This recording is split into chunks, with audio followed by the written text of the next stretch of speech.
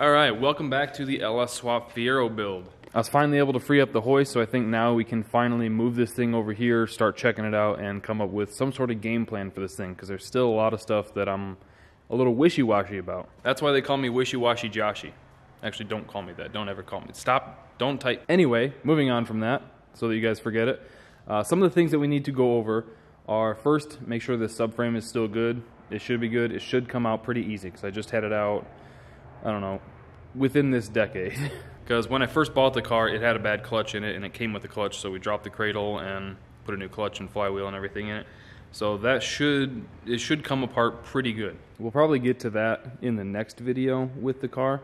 I don't think we're going to actually pull it apart today. Mostly because my transmission jack, wherever I stuffed that thing, oh, it's right over here, is pretty janky. So some of the biggest obstacles with LS swapping a Fiero isn't really space. A lot of people think that it's a really tight engine bay, but that's not really true. I mean, a lot of people have swapped small block Chevys into this thing, and small block Chevys are somewhat big engines, so it should fit pretty well. Actually, I know it'll fit because I've seen people do it. Again, Pickard Performance, I've talked with them a bit, and they specialize in LS swap Fieros. Can we just like appreciate the shape of this car, man? So anyway, some of the biggest like hurdles with this swap are actually mounting the engine. That shouldn't be too big of a deal. I mean, I'm a pretty decent fabricator. If I do decide to use the stock transmission, we've got to get the clutch set up for that and the flywheel, which I think I have a solution for using the stock one. If we decide to swap it to like an F40 or some other transmission, that puts things up in the air. And then starter.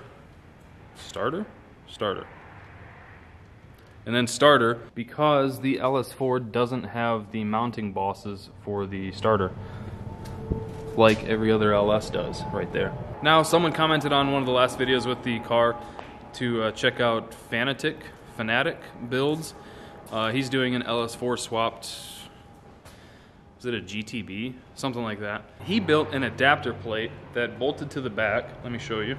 He built an adapter plate that bolted, I think, to these two bolts right there and right there on the rear cover that came down here, and like it was a spot to mount a mini starter. And then I think he used an S10 flywheel to get the ring gear off of it, and then had a machine shop actually make the flywheel itself, and then he just pressed the ring gear on. I don't think that will work for us. I could be wrong. Hopefully I'm wrong, because if I am wrong, then that's a pretty doable setup. It tucks the starter like right in here, but I'm not sure where the axles go through. That's one of the things I want to check out, because you can see the axle right there. That's kind of close. I mean, it might be doable. One of the reasons we need to get it up on the hoist over there. But the starter on this, I believe, is on the other side. I'm pretty sure, I'm 99% sure, I'm 100% sure it's on the other side. So those are some of the biggest things. Starter, because of this stupid fucking engine. Motor mounts, not a huge deal. Clutch and flywheel, maybe a big deal. It probably won't be a big deal. It might just cost way more than I'm hoping, which is why I don't usually do manual transmission stuff. Anyway, I'm sure a lot of you guys are like, just get the car up so we can see it. So this will be the real test. This car has notoriously, this car has notoriously killed batteries. There's something draining it. But it seems fine so far. But there's some sort of like parasitic drain that usually when we let it sit for a little bit, it'll totally kill the battery. Now I know what you're thinking. It's probably an aftermarket radio that has a slow drain. It's pretty common. Here's the thing. Lieutenant Dan ain't got no radios. Alright, let's fire it up. Quick little side note, I got this Hawks Performance thing from PRI in 2018, I think.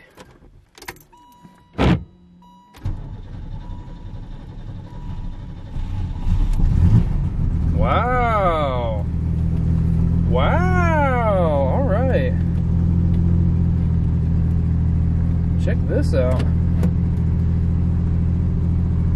We be jamming. We got a brake hanging up. Not very surprising.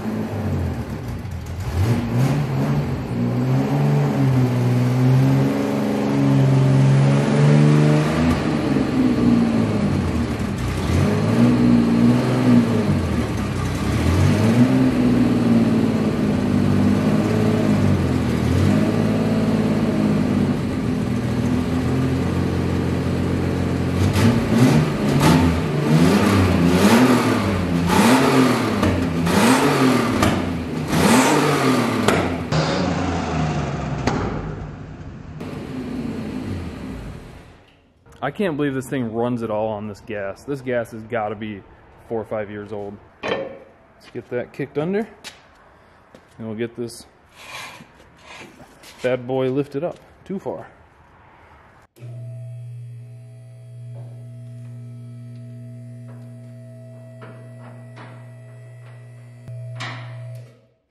All right, got it lifted up. So far, everything's looking, yeah, see, I don't know. We almost have to get the engine like mocked up to it to see, because it might be above it, you know?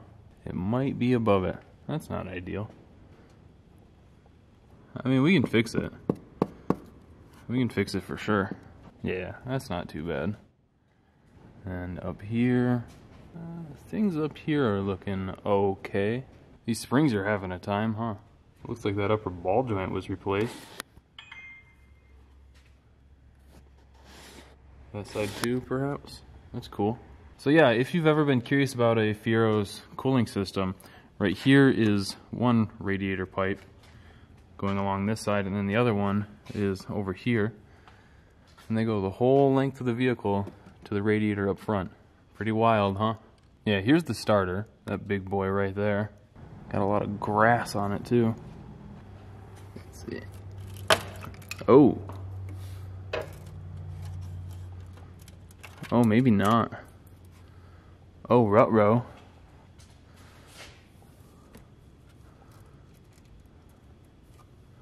Oh, baby. What about over here? Oh, that's soft too. That's not good. That's really not good. See, like these, I'm totally fine with fixing that. Over there, that might be a little bit more of a pain in the butt. So I'm sure you guys can't see anything up there. So basically, where the subframe bolts to the chassis, like that frame rail, I guess, I don't know what else you'd really call it, it's starting to rot out pretty good. And it's in a spot that I think once the cradle's dropped, I could just cut that out and weld in some new plate, and it would probably be fine. But my wife's gonna be driving this, so I don't really want to, you know, kill her. The insurance payout's not really that great. So I'm just trying to mentally decide. There, you guys can see it. I don't know if you could see it before. So I'm just trying to mentally decide if it's worth trying to patch that, or if it would be better to start with a different car. Because we have 2 other parts Fieros. I don't know, man. Fuck. I really don't know. I almost think that I disconnect the wiring, shift cables, shocks, brake lines, everything like that, drop the subframe, and then just have to inspect everything. I think that's the only thing that, look at all this grass, man. I think that's the only thing that I can really do from this point. Yeah, I think I just have to drop the cradle. Wow, that is windy. Yeah, I think I just need to drop the cradle and inspect everything. So now, worst case scenario, I decide it's too far gone. I don't feel like it would be safe for me to just repair it. Assuming that one of the other 2 Fieros does have a good chassis, which could be possible, you know. Every single one of these body panels comes off this car. Like, they're basically just glued on. So that's not a huge deal. Where it does start to become more of an issue is the electrical.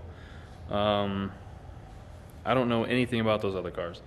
I know that the one was running and driving, and then they blew the engine up, and they pulled it out to rebuild it, and it's been sitting ever since. So theoretically, all the wiring in that should be fine. However, a few years ago, when we were out there checking it out, it was covered in snakes. So, would prefer not to mess with that one. The other one that's parked at my dad's, keeping his dirt from flying away, I don't know anything about that. Oh, and there's no title for that one either. Ugh. Alright, well, we'll just make sure that the state of Michigan doesn't watch this and see us swap VINs. No, I'm just kidding. We would never do that. But yeah, I think for now, just have to pull it apart and inspect everything and just hope that it's fixable, because I really don't want to mess with any others.